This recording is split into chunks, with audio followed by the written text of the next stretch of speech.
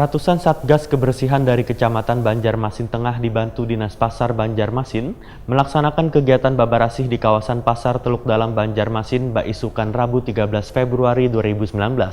Kegiatan ini merupakan tanda kesiapan pihak Kecamatan Banjarmasin Tengah, Wan Dinas Pasar dalam mendukung kegiatan sosialisasi penggunaan bakul purun.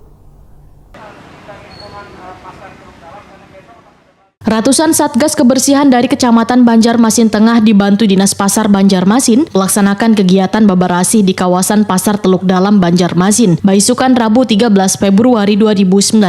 Kegiatan ini sebagai persiapan menjelang aksi pembagian ribuan bakul purun di dua pasar yang ada di Kota Seribu Sungai ini.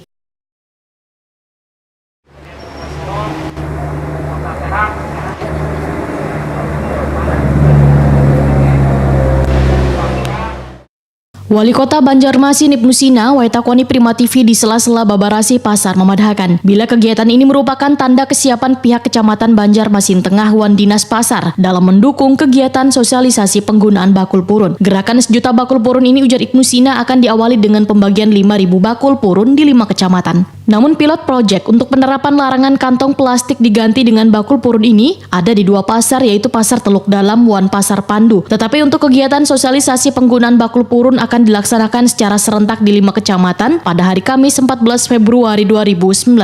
Khusus untuk kawasan dua pasar, yaitu Pasar Pandu Wan Pasar Teluk Dalam, menurut politisi PKS ini, sifat dari kegiatan penggunaan bakul purun itu sudah masuk dalam tahap penerapan. Tetapi untuk 5 kecamatan sebanjarmasin sifatnya hanya sosialisasi. Jadi ini sifatnya sosialisasi di beberapa tempat, tapi untuk yang dua ini adalah penerapan sesuai dengan uji coba kita pada saat 6 bulan yang lalu. Ternyata di dua pasar ini menerima dengan baik dan mendukung program pemerintah kota untuk pengurangan. Selain akan menerapkan penggunaan bakul purun di seluruh pasar yang ada di Banjarmasin, Ibnu Sina juga mewacanakan akan melakukan renovasi seluruh pasar tradisional sehingga layak untuk pasar tingkat perkotaan. Kada kumuh wan ada mekanisme cara pembersihannya sehingga bisa dikategorikan sebagai pasar sehat.